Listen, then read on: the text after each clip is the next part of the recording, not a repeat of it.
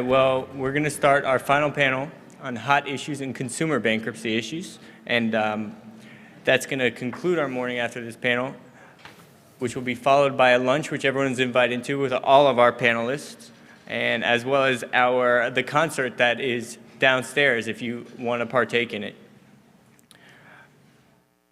This last panel, the consumer panel, will be moderated by Ms. Karen Visser, who is gracious enough to volunteer as our moderator. Karen has served as a law clerk to the Honorable Homer Drake Jr., bankruptcy judge for the Northern District of Georgia since 2001. She graduated summa cum laude from Georgia State University College of Law in 2000. Karen is a co-author of Bankruptcy for the General Practitioner. She is also an adjunct professor at Mercer University's Walter F. George School of Law. Thank you for participating with us today, Karen. Thank you, Jeremy. It's my pleasure to introduce the rest of our awesome consumer panel. To my immediate right, we have Melissa Youngman. Melissa is the managing attorney of McCall-Ramers bankruptcy practice in Florida. She focuses on representation of secured creditors in consumer bankruptcy practice. She also represents creditors in all aspects of insolvency, including workouts, bankruptcy, reorganizations, and assignment for the benefit of creditors. She received her JD from St. John's University School of Law in 2002 and her BA from the University of Florida in 1998. While in law school, she served as an editor of the ABI Law Review. She also serves currently as a board member of the Central Florida Bankruptcy Law Association, is a former board member of the New York chapter of iWork. Welcome to Atlanta, Melissa.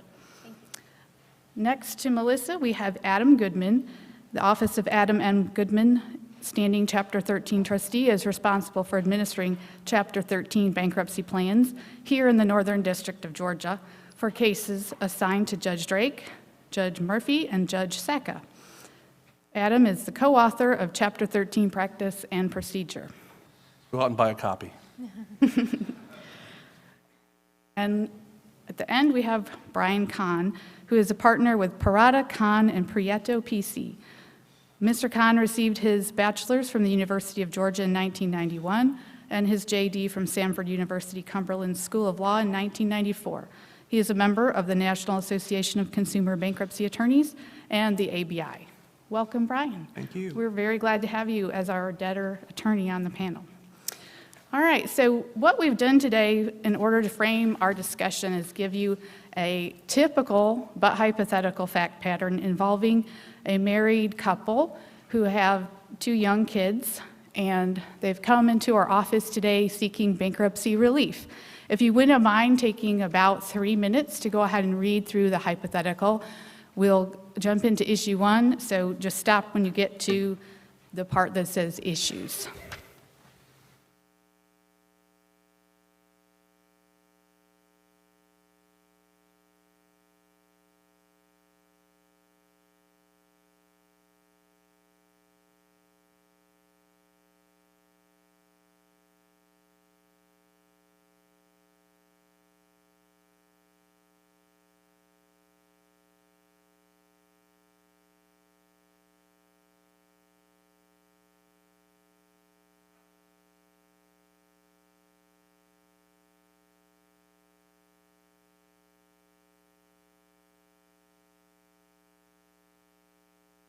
Right, I know that y'all are speed readers, so I'm going to go ahead and throw our first issue out to Brian.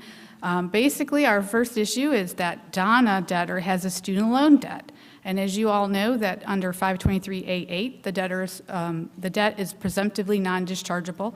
And to get that debt discharged, the debtor is going to have to get a determination that failure to discharge the debt would impose an undue hardship on her and her family.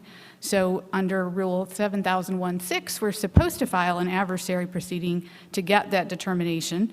But Brian says that he has a friend who told him that the Supreme Court recently ruled that all you have to do is put that language in the plan that says it's discharged and get your plan confirmed. So Brian, is that really what the Supreme Court said? And if so, can we just go ahead? And it seems really easy to do that. Well, if you just look at the holding, at the ruling, you're going to miss the essence of the opinion. And You don't want to make the mistake of overreaching with plan provisions, they call it discharge by declaration. Now, when I first read the case and I saw that this debtor was able to discharge the student loan debt by virtue of a plan provision, this sounded great to me, because the last adversary that I filed for a client that was clearly disabled was very much contested. It involved a 2-day trial, doctor's depositions, and it seemed like a cut and dry case to me.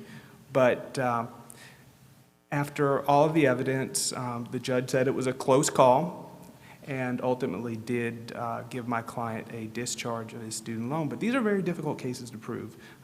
The Bruner test is pretty much the universal standard, and the debtor in Espinosa was able to avoid all of that. The debtor did not have to go to a trial.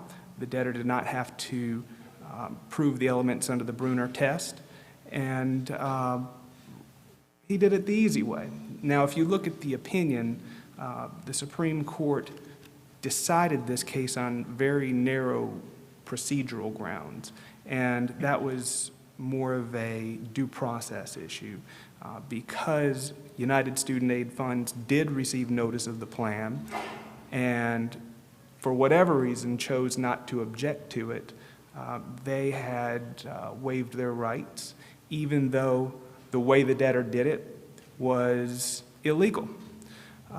But the opinion warned debtors' attorneys about doing it this way. Debtors' attorneys could be looking at the possibility of sanctions under Rule 11 or 9011, and that could be considered a bad faith litigation tactic. So for a student loan case, I wouldn't touch it with a plan provision. I wouldn't want to risk being on the other end of a Rule 11 or 9011 motion for sanctions. It's just, in practice, not something that I would risk doing. But there are other options that may be available, may be appropriate, and those options I would consider. For example, you would perhaps try to strip a second lien through a plan provision without filing a motion or an adversary proceeding? I wouldn't do that. The Why? reason I wouldn't do that is because Rule 3012 and Rule 7001 require either a motion or an adversary proceeding. So this is very much like the Espinosa situation, where you are at risk of employing a bad faith litigation tactic by trying to strip a second lien by virtue of a plan provision. So I wouldn't suggest doing that. But there are other options and that are less aggressive but more common.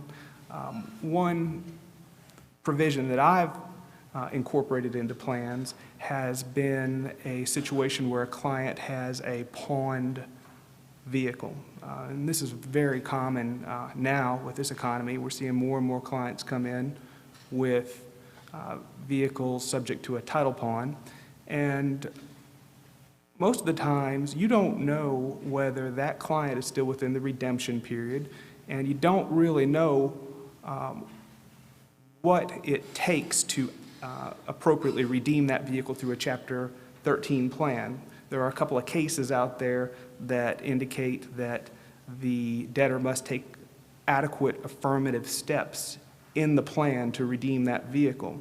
So I hate to risk the fact of, or the probability of filing a plan that doesn't take those appropriate affirmative steps. So on page 130 of the materials, I incorporated a plan provision that said that the debtor is going to retain this vehicle by paying the title lien holder in full, and that confirmation of the plan shall constitute an affirmative finding that the grace period for redemption has not expired, that the vehicle is property of the estate, and that the payments in the plan to the title pawn lender do constitute affirmative, appropriate steps to redeem that vehicle. I think that that shifts the burden to the title pawn lender to object and tell me that these are not appropriate steps. In fact, the title pawn holder didn't come to court more than likely in that case, but someone else did. Yes, right? and I believe that that is a function of the Espinoza opinion. The Espinoza opinion shifts the burden of policing these provisions not only to the debtor and the debtor's attorney, but to the Chapter 13 trustee and judges as well. So the creditor has to protect itself, and everybody else has to be proactive in policing these provisions. I don't think that 2 years ago I would have had to argue this provision because it wouldn't have come before the judge. But now our Chapter 13 trustees have been instructed by the Supreme Court to police plan provisions that are unconventional or off the menu. And so it does add more work, not only to the trustees, but to the judges and the creditors. I'll tell you, Brian, I actually look a little bit further back than Espinoza. I looked at the 11th Circuit's Bateman decision, which preceded Espinoza by, I think, at least 10 years. And in that case, it was a case that emanated out of Miami regarding mortgage arrearage cures and the fact that the debtor's plan did not properly address a non-modifiable mortgage and did not propose to cure what the proof of claim actually provided for. Now, the case went past confirmation. It was actually, by the time the 11th Circuit decided the case, it was near that 5-year mark if it hadn't already passed it. And in that case, the 11th Circuit crafted relief to all the parties, but in that case instructed all the parties, pointing to the court, to the trustee, to the debtor's attorney, and to the creditor, that everybody had a responsibility under the code and needed to honor what the code provided for. So I think the Bateman case really, to me, is where I'm looking towards, and certainly Espinoza certainly supports, obviously, that same logic. And so, as long as I've been trustee, I look at it as though, we've got a model plan, we've got certain things we expect, but at the same time, if you're going to, I guess, leave what we know as standard, I want to make sure that the court is aware of something that's different and that we're not accustomed to, because I don't want to come back in the case, a year or two later, even if Espinoza stands in place and the party was properly served, and they've got no defense, and even if it should have been a void judgment, the fact of the matter is it sticks and they were properly served. To me, I don't want any judge looking at me and saying, hey, how'd you let this case get confirmed with this provision in there that clearly should not have been confirmed? I mean, and certainly the Northern District, a very high volume district in this country, probably one of the highest. I can look every week and see anywhere from 80 to 200 cases up for confirmation. Obviously, the judge isn't going to hear every one of those cases. And so I view it as my role to make sure that the plan complies with the code in every way that we can make sure. I mean, certainly, as the case, we get to 341, and as we look at amendments getting towards confirmation. So, we put a very heavy eye on the plan. And Melissa, from the creditor's perspective, do you see clients paying more attention to the plan provisions to ensure that they're not violating 1322B5 or? We do. I mean, before these cases, we always had that obligation anyway. The problem is, as already been mentioned, is when you have a district that uses model plans, sometimes it just gets slipped in there and it'll go by us. We absolutely have an affirmative responsibility to review that plan and make an objection if one's warranted. But as Brian sort of mentioned, I think if a debtor's counsel doesn't do anything to demarcate that language in there so that it sticks out to the court, the trustee and the creditor, then maybe they might have an ethical obligation that they're violating. So that's my perspective. But we've always had that obligation, but now we even have it more because of the Espinoza decision.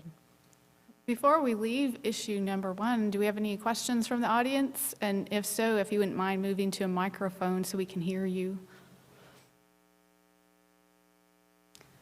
All right, so we can move on to issue 2. This issue, we're talking now about trying to figure out how much money our debtors are going to have to pay to their unsecured creditors. Of course, you're all familiar with BAPS-CPA and the addition of the means test, which resulted in the projected disposable income test to tell us how much to go to unsecured creditors, and it also tells us how long the debtors have to stay in their plan, 3 years versus 5 years, otherwise known as the applicable commitment period. So, Adam, would you mind starting us off to walk us through some of the more recent issues you've seen in the means testing field? Well, certainly you've got Hamilton versus Lanning and the ransom case coming from the Supreme Court. Lanning dealing with the income side of the equation, and then you've got ransom dealing with the expense side. And you could find cases all over the country that support whatever position you want to take regarding the means test. The cases are really all over the place, and certainly what I've experienced is that the means test does not work so great all the time in Chapter 13 in determining what the unsecureds can receive, or what they should receive according to the means test. Now, I look also to the 11th Circuit's Tennyson decision, which determined that even if the debtor's means test analysis comes up to be a negative number, they are still required to be in the case for the 60-month commitment period. I think as I look at other circuit courts that have addressed cases since Lanning and ransom, they seem to be linking on to the idea that the Supreme Court followed, that ultimately BAPS-CPA was about having debtors pay, debtors who can pay and that they do pay, what they can afford to pay. And so as I look at the mix between Lanning and ransom and then in Tennyson in our circuit, I view it as though really the big thing to me is determining, one, what is the debtor's current monthly income?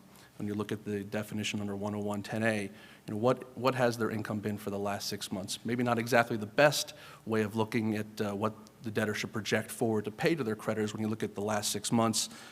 In most cases, probably the worst 6 months of that person's life financially, but that's what we have. So I'm looking at that current monthly income, because that current monthly income is going to determine what that applicable commitment period is, whether or not it's a 36-month plan or a 60-month plan. Also, I think important and part of that equation is the household size. I honestly know that we're still living in the era of Leave It to Beaver and the very simple household sizes, and there's a lot of family dynamics. So you've got a lot of flux in regarding that, but I think those two pieces are a very big part in determining how long the debtor's case is going to last, at least I should say is a minimum length of period of time, whether it's the 36 or 60-month commitment period. So in this scenario, with the example, you've got, for example, the idea that maybe there was this $20,000 settlement, and is that part of the CMI? I think that falls right into the Lanning situation, where Ms. Lanning had received a severance package from her previous employer. She gets into the case. That severance package very much skews what her current monthly income is, to the point that when you look at the numbers of her actual income versus what the means test provided, she just could not afford, even remotely, what that means test required. So when you're looking at a $20,000 settlement, yeah, that's going to be a problem for the debtor if you're going to try to follow the form mathematically, or as one court had said early on, you just do the math. So, Adam, let me ask you, let me switch the hypothetical up a little bit on that Lanning issue.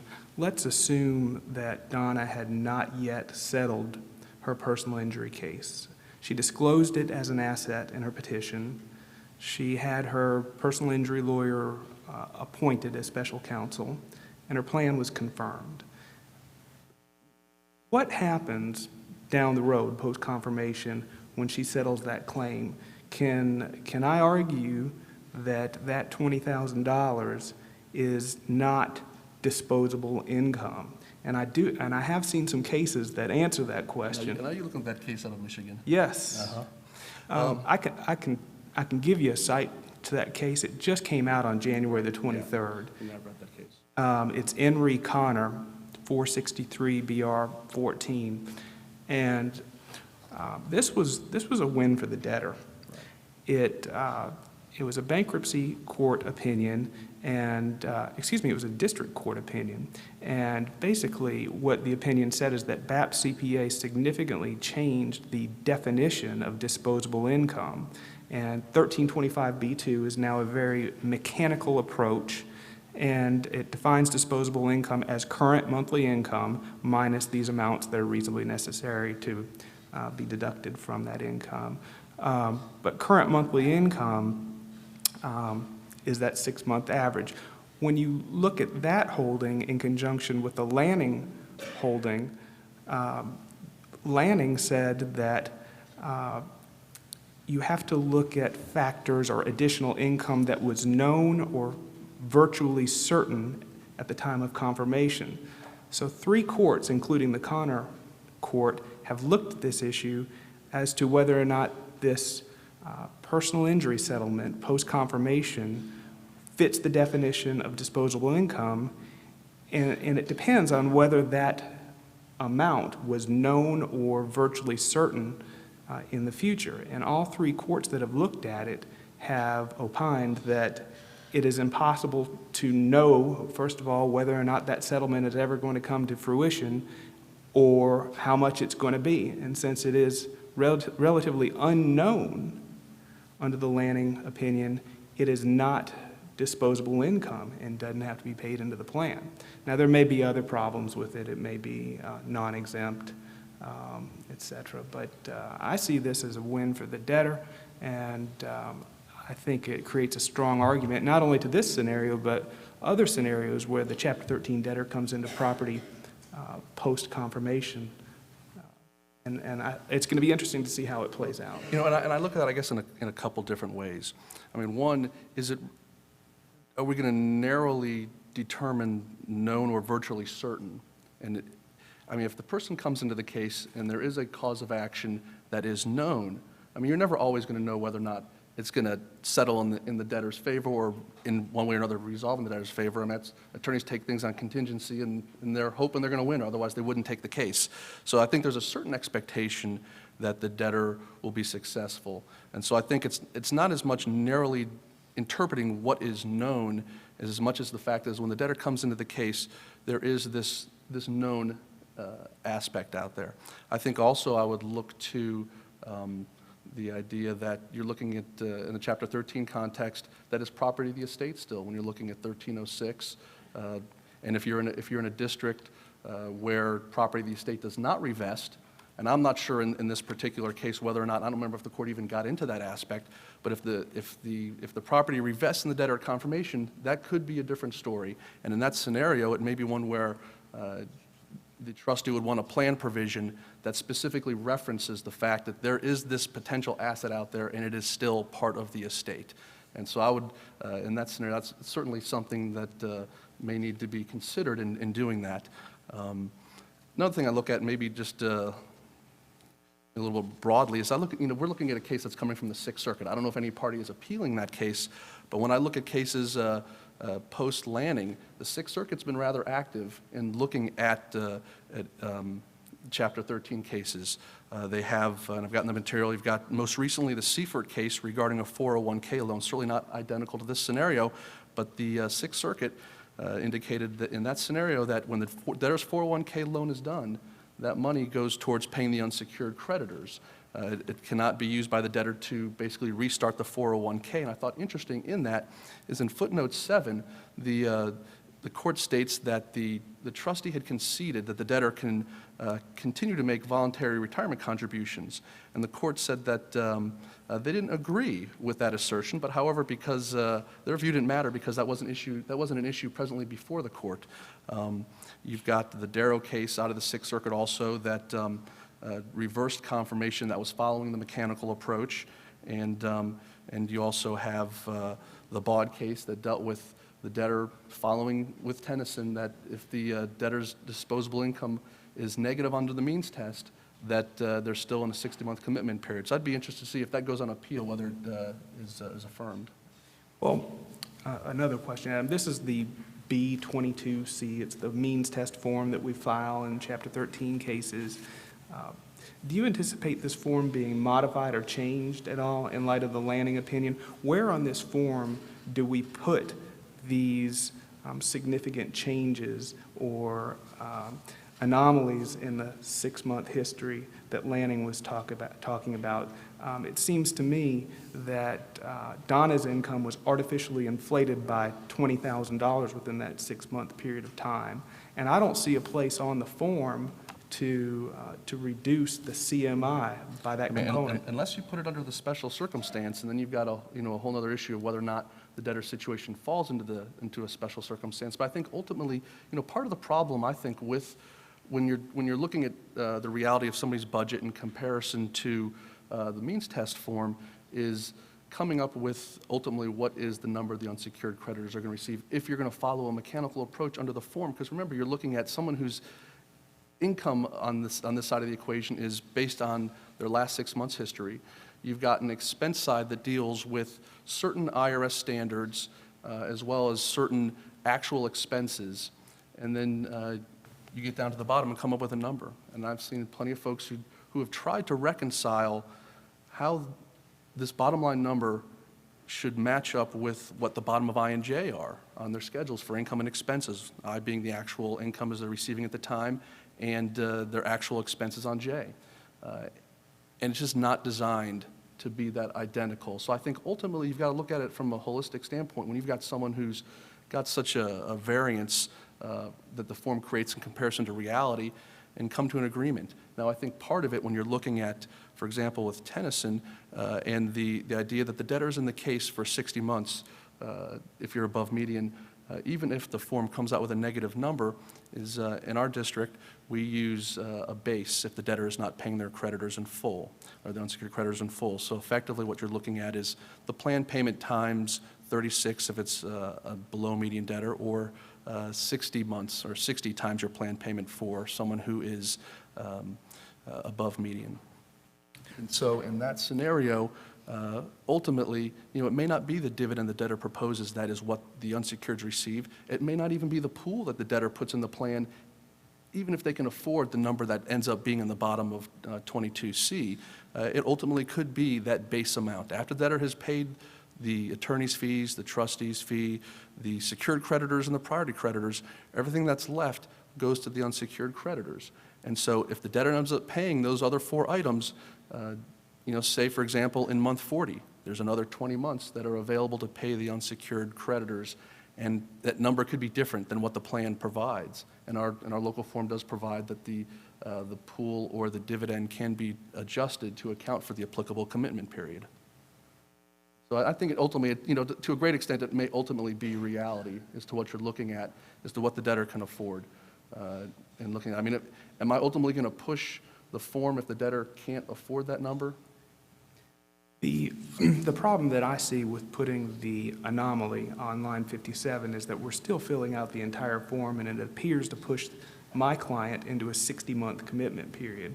So I'm trying to reconcile filling out the entire form, which would imply a 60-month commitment period, with Lanning, which suggests that if there is an anomaly, we can exclude that and go for a 36-month. Yeah, and that's I guess the tough thing when you look at the definition of 10110A. It's it could be interpreted rather broadly as to what that income is, as far as how you would deal with that aspect. So I think that's a bit of a problem, I guess, for the debtor in looking at it. Whether it's a debtor who has a business, whether it's a debtor who has additional income, and then getting to the idea of what if the debtor files this.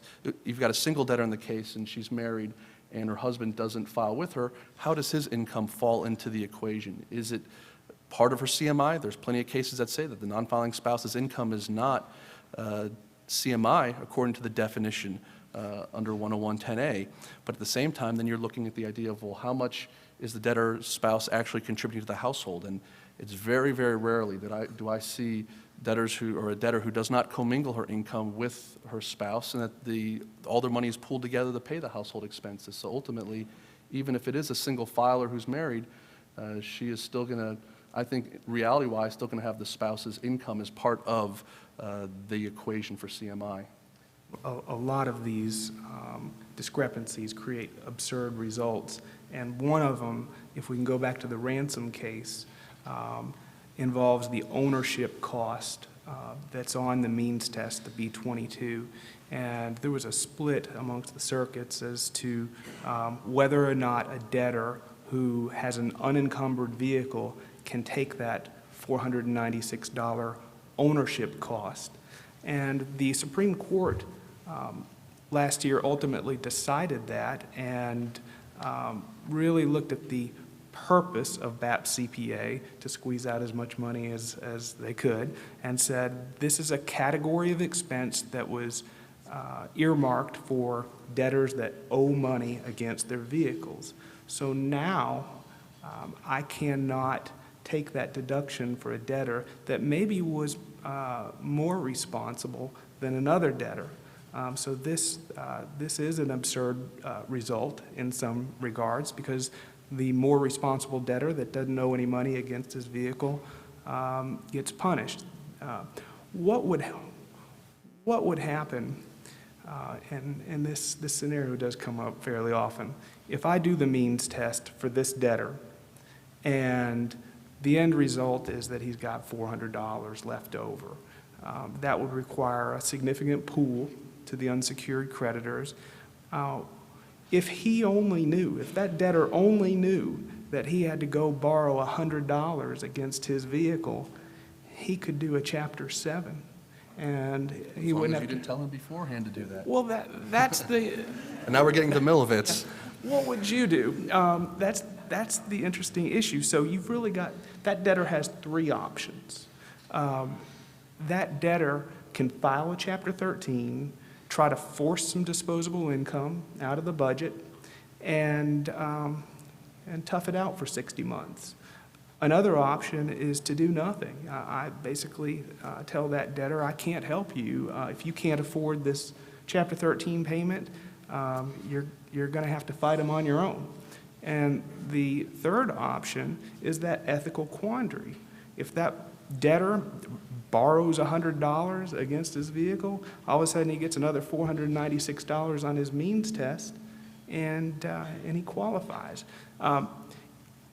The Supreme Court actually wrote an opinion, the Milovitz opinion, and it comes close to telling me that I can advise that client to do that, but you've got to reconcile a couple of things. First of all, you've got Rule 1.3 of the Georgia Rules of Professional Responsibility. That tells me that I may take whatever legal and ethical measures that are required to vindicate a client's cause, and I've got to represent that client with zeal and advocacy.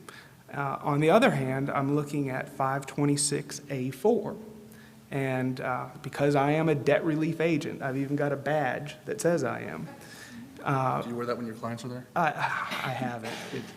But because I'm a debt relief agent, that code section says that I shall not advise an assisted person or prospective assisted person to incur more debt in contemplation of such person filing a case under this title. The Milovitz case was the result of several opinions that were out there. Some of the opinions said that the entire concept of debt relief agents was unconstitutional. Other cases said that 526 restricted free speech between a lawyer and his client. So the Milovitz case basically prohibited a certain type of communication between a lawyer and his client. And the way I read it is that it is meant to restrict advice to a debtor to incur additional debt when such advice is tantamount to a specific type of misconduct, namely incurring debt and not intending to repay it. And that's the way I read it, but still something seems fundamentally wrong about the whole process, and something seems wrong about borrowing money to qualify for Chapter 13. Now, if you're talking about the process as far as the means test. Yes. Because, then I'll flip it to the other way of, now you're talking about the frugal debtor who was trying to do the best they could and didn't buy a new car, didn't buy the expensive house. And because they didn't have all these expenses, their means test showed that they had a lot of money to be able to pay their creditors back, assuming they had a decent stream of income. And obviously, they're above median to get to the back end of the form. And then I see cases with the flip of the debtor who, bought the $300,000, $400,000 house, who bought the new Mercedes and the new BMW. And then when that debtor fills out this form, even if they have the same amount of income that Brian suggests, and we don't know exactly what that is, but with the same amount of income as the debtor who was frugal, that debtor's number is going to come up negative on the form. Every time. Every single time. And so now you do have this problem of two different people who have the same income, and one of them comes up with a very huge number because they were trying to be fiscally responsible, and maybe they had a medical issue and incurred $100,000 in medical debt, didn't have insurance, and they've got this big problem. And then you've got someone who was spending on credit cards and buying the new expensive cars and buying the expensive house, same income, and if you're going to follow the mechanical approach, the guy who is spending is going to get away with not having to pay his unsecureds, while the guy Brian points out has got a form that says he's got to pay. It's a frustrating situation. On that note, go ahead. maybe we should ask for some questions about the means test. If we have any in the audience. Because everybody knows everything about the means test. That's right, and everyone just agrees that it's an unworkable test and frustrating. So, and since we can't fix all the problems today, then we'll move on to issue number 3, which basically deals with how do we decide what our debtors are going to be able to exempt from the property in a Chapter 7 case, and keep away from the trustee, or if they're filing a Chapter 13 case, how much that will reduce the amount by which they have to pay unsecured creditors under the liquidation test. So in our case, Brian, what do you think you would advise our debtors to do about this real estate that Donna inherited that turns out might be worth more than it was on the petition date? The fact pattern was modeled to raise a scenario that would involve the Schwab v. Riley holding. And in that opinion, the Supreme Court gave the debtor's attorneys really an election to choose to exempt a certain dollar value of property, or if the intent is to exempt the interest in the property itself, there is actually a way on my software where I can click exemption is 100% of the fair market value of that property. There seems to be a trend over the last couple of years. Opinions were coming out suggesting that in Chapter 7 cases, post-petition appreciation in value belonged to the trustee. And that might create an awkward incentive for the trustee to sit around, wait, see what happens with that property, and if it appreciates, then that appreciation would inure to the benefit of the estate and creditors. Schwab v. Riley suggested that the debtor may elect to exempt 100% of the fair market value of the property, whatever that value was at the time of filing, and if the trustee doesn't object to it, then the appreciation belongs to the debtor. So I have seen more and more petitions in general include 100% FMV as opposed to a dollar figure on the schedules. I don't know if you see it as much in Chapter 13 cases. I have seen it several times, and it's interesting you point out that the software lets you make that selection, because when I get to the 341 and I ask, why did you select that? Really, I don't know. And so I think that I guess the software vendor has decided that is a viable option, and every opinion I've seen since Schwab v. Riley has ruled against the debtor and has required them to amend the exemptions, especially if you're dealing in a place where it's a dollar amount, which is what the state or the federal exemption provides for. So Right. It doesn't feel right clicking 100% FMV because we're used to just a mathematical computation of fitting these exemptions within the dollar amounts allowed.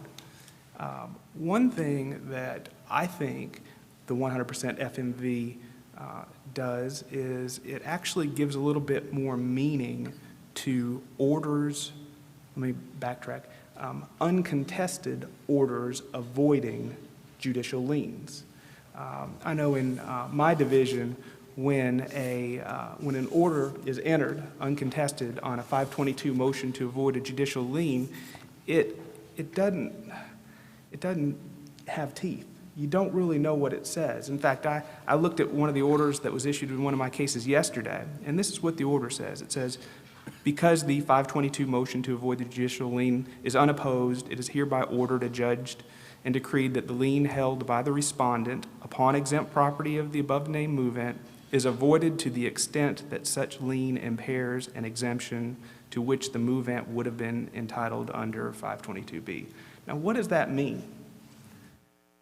If I'm a real estate closing attorney, and this is post-discharge, and I see a judgment recorded, but I'm handed this order, am I convinced that that lien is extinguished?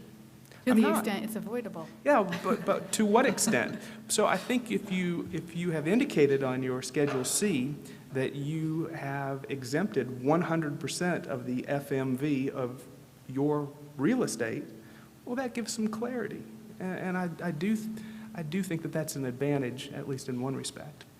And we don't have, obviously, a Chapter 7 trustee here to take up the position of the trustee. Well, I mean, I think ultimately what you're really looking at, though, at least from my standpoint in the 13, is the debtor properly disclosing what the value of the property is? Because now I've got 1325A4, I've got the liquidation test, and I've got to make sure the debtor is paying at least as much in the 13 as what they would pay in a Chapter 7.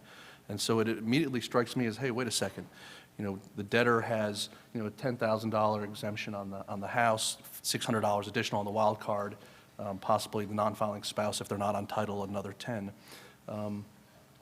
And now I may go out and look at the value on the real property. That may be a little bit of an easier analysis in looking at it, but at the debtor's household goods, you know, I'm not going out to the debtor's house and I'm not doing an inventory of everything they have. Sure. You know, I've got, you know, anywhere from 12 to 13,000 cases, so you know, unless I get a sense of the 341, and after doing this for a number of years, I sometimes get a sense when someone's not giving me the whole story, that you know, I'm not going to go out and investigate everything. I think it's ultimately the debtor has to properly disclose all their assets, and it just kind of raises to me a concern when the debtor's just going to say, I'm exempting everything when the Georgia exemptions are a dollar amount. It'd be another thing if, you know, we're in Florida and it's based upon acreage, whether you're in the city or not, and then the issue there might be is whether or not it's the homestead. But Georgia's a different place, and so to me, you know, I want to make sure the debtor is fully and properly disclosing things. And ultimately, as these cases come down after Schwab versus Riley, you know, the debtor has to provide it. And I think if somebody is going to raise that as an issue, I'm going to ask to provide me an appraisal of all your property and show me what everything you have is worth. If you're going to tell me you're exempting everything, I want to know everything you have and give me an appraisal. So, because I have a duty to make sure under 1325 that this case is confirmable and it meets all the elements. All right, do we have any questions about any of the exemption issues? There were quite a few in there that we didn't necessarily cover. Right. But if anyone has a question about one of those, we could take a crack at it. You know, Or what to do with proceeds of the exempt property if it's been deposited into a bank account or converted into another type of asset, or I would like to touch briefly on the new OCGA Non-specific. sections dealing with life insurance, cash value, and annuities. And there's been a great deal of buzz in the consumer bankruptcy attorney community about whether this statute creates an additional exemption. And it's printed in the materials. I didn't write down the page number, but in 2006, the General Assembly enacted OCGA 332511C and two other companion statutes. But 332511C applies to the cash surrender values and proceeds of life insurance policies. And this is a situation that I see fairly often. A client will come in to see me and they do have some cash value in excess of the $2,000 exemption that's provided under the bankruptcy exemption statute under A9. So when you read 332511C, it provides an unlimited exemption to the residents of Georgia in the cash value of their life insurance. So the question is whether that creates an additional exemption to those in 4413-100 or whether it only applies to non-bankrupt individuals. And there was reason to be excited about this because of Judge Davis's opinion in the Southern District in Fullwood. And that case is, it's in the materials. It's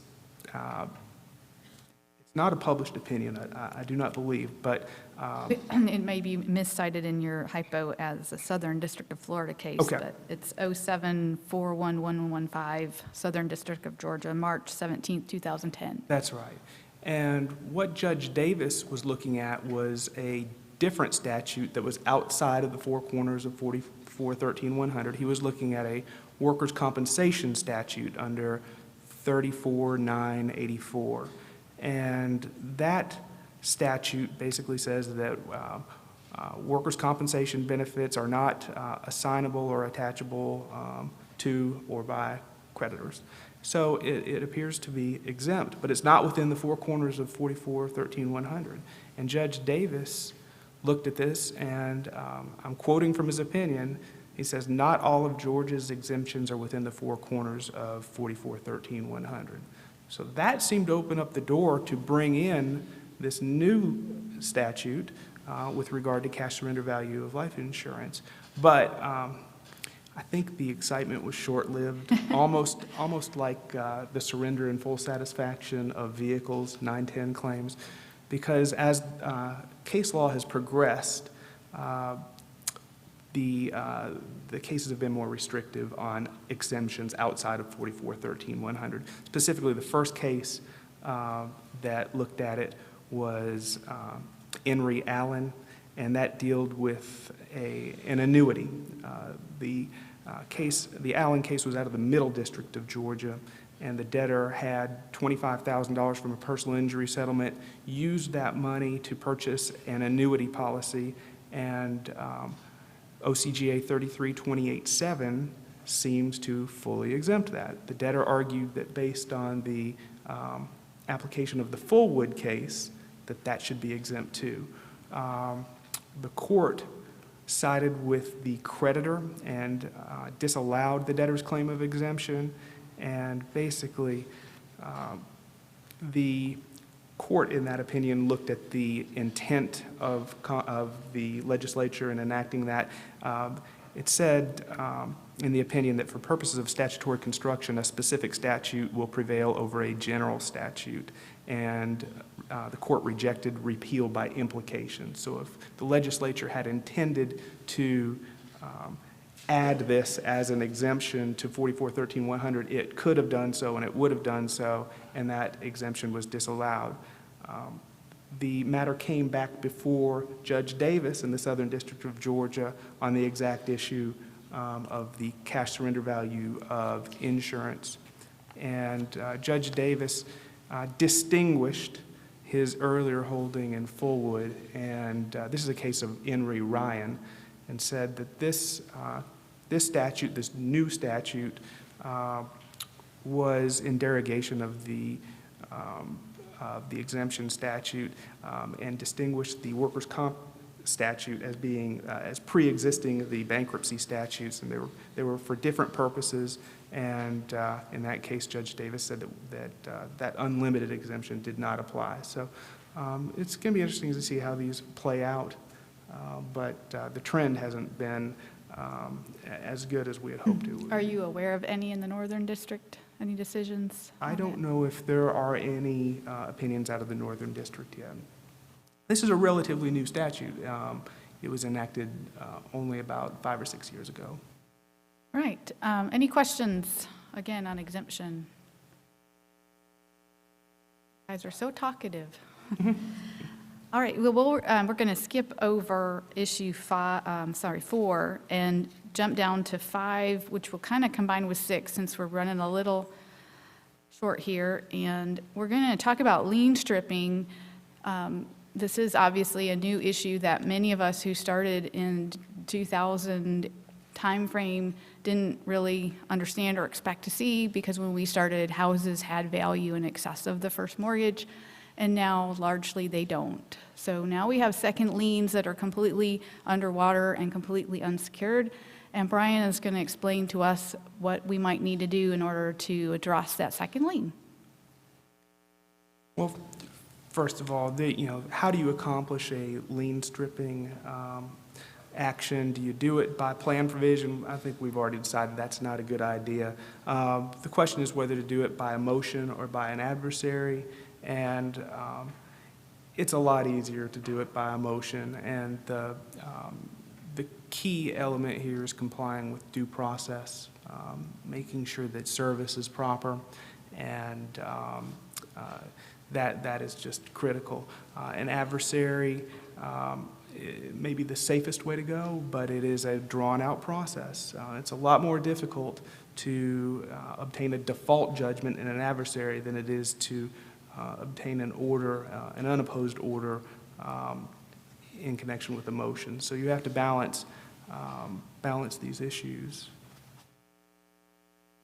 And Melissa, on your end, what kinds of issues have you begun seeing on your end in the mortgage industry with regard to the lien stripping? The main issues that I deal with on a daily basis are where a debtor is trying to modify or strip the first on the debtor's principal residence. Just to take a step back, under 506A, a debtor can bifurcate a secured creditor's claim into a secured and unsecured portion. So that means that the secured portion is going to be limited to the value of the collateral. Anything left over is going to be treated as unsecured. 1322B is the anti-modification provision in Chapter 13, which states that the debtor's principal residence, if the claim is secured only by the debtor's principal residence, then the debtor can't modify that lien. What happened in Nobleman, which was a Supreme Court decision, the court said a debtor can't bifurcate under 506A a lien on a debtor's principal residence, which would be a strip down, not a strip off, because that would violate 1322B. Then Tanner came along in 2000, and the court said, but if there's a junior lien that's wholly unsecured, then it's permissible for the debtor to strip off that lien, because 1322B only protects claims where there's some security to protect. So my clients, though, if we have a second and a motion to value gets filed, and we really don't think that there's any possibility that we're ever going to recover on that second lien, it's really a business judgment rule whether or not we're going to respond to that motion. So even though it might not technically be correct, I see a lot of debtors filing those motions, and I see a lot of the time the mortgage companies aren't responding to them because their clients aren't willing to pay for it, even though maybe we have a valid defense to it. The other thing we see is in a Chapter 20 case. For those of you who don't know what a Chapter 20 case is, there's no Chapter 20 in the code, but what it means is a debtor who has filed a Chapter 13 in the last 4 years prior to the filing of that case received a 7, 11, or 12 discharge, or in the 2 years preceding received a Chapter 13 discharge. So 20 comes from a 7 followed by a 13. That's where we see it most commonly. Whether or not a creditor can whether or not a debtor can strip a junior lien under that has been treated differently by different courts. There's really 3 different lines of cases. Basically, the answer is no, or in some circumstances. Under one line of cases, the court reviewed it and said, well, if we allow a bankruptcy debtor who's not eligible for a discharge because of 1328F, because they received a prior discharge in either the 4 or 2 year time period, that would be a de facto discharge of the debt, and we're not going to do that. So we're not going to allow debtors to strip this lien. some cases reached the same conclusion, but the reason that they did wasn't really a de facto discharge issue. It was because they said it would be tantamount to allowing a debtor in Chapter 7 to strip a lien, which we know you can't do. The Supreme Court has expressly said you can't do that under the Dusnip decision. Then there's a third line of cases, and they say, well, in some circumstances, there might be a legitimate reason for the debtor to file a subsequent Chapter 13. And if there is, if it appears that this case was filed in good faith and it looks like the debtor is going to be able to complete their plan payments, then we're going to allow them to do that. So it's sort of up in the air whether or not in a Chapter 20 case it's permissible for the debtor to strip a junior lien. I can tell you in Florida, most of our courts have said, no, it's a de facto discharge, basically, and we're not going to let that happen. Melissa, let me ask you a question. Let's assume that you and I are on opposite ends of a case. I represent a debtor who is entitled to a discharge, who has filed a motion or adversary to strip off your client's wholly unsecured second mortgage, but it's a close call. It would be my appraiser versus your appraiser, and we don't know who's going to win, and we decide, let's make a deal. Can we even do that? Let's say we decide to fund your client's $50,000 unsecured creditor to the extent of $10,000 through the plan. Since the Tanner opinion says that the debtor can strip off a wholly unsecured second mortgage, would that be even a legal consent judgment? I don't know. I've never had one issued or kicked back. It's an interesting issue that I haven't seen come up. It is an interesting issue. I haven't litigated it, but I can tell you that I have reached deals like that where we've reached a deal on a second lien where it was questionable, and the court didn't really dispute it, I guess because we had a deal and it was going to benefit the debtor. But I haven't seen it litigated yet. Now, I wonder, let's see, if Brian's appraisal is a good one, and I wanted to ask you a question about what if the debtor's using Zillow or some internet website, and whether your client has an issue. But just to get back to this settlement agreement, now what if this lien could be stripped off and your client doesn't fully disagree with it, but is willing to make a deal just to get something, and all of a sudden that could negatively impact the other unsecured creditors because there's this money that can go to them. So now do I interject myself into this situation because now you're negatively impacting the other creditors of this estate? Sure. And these issues have all really come to the forefront with the decline of the real estate market. I'm filing 10 times as many motions to strip an unsecured second lien as opposed to a few years ago. So these issues are really starting to come to the forefront.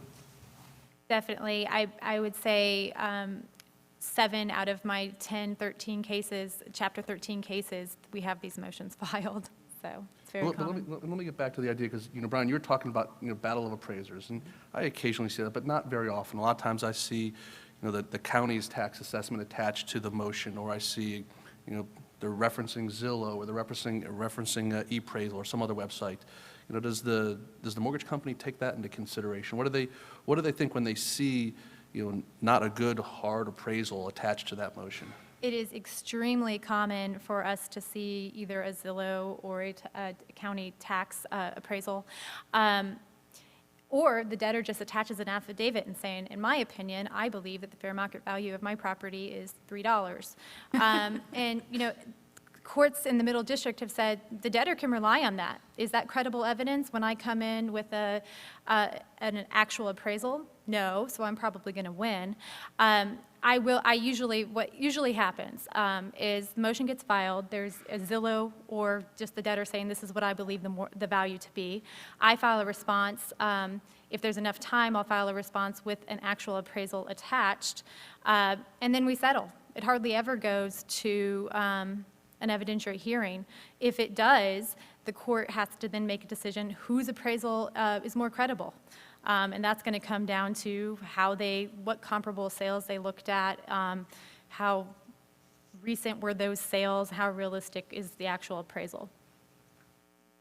Great. Do we have any questions before we wrap up on lien stripping Or we did also include some information in the materials about new Rule 3002.1. So if anyone has a burning question about the application of the rule or how the creditors are handling that for Melissa, we could take that as well. And apparently that is not as interesting as lunch. Please It's join like me. we're done. Please join me in giving a hand to our court consumer panel. All right, thanks, ma'am. I will keep this really brief because we've got a warm buffet and I don't want it to get cold. I want to thank you for all joining us today, and I wanted to give a special thank you again to our sponsors, our advisory board. And please join me in giving me a round of applause for Jeremy Zisholtz, who's done a fantastic job putting together today's panel.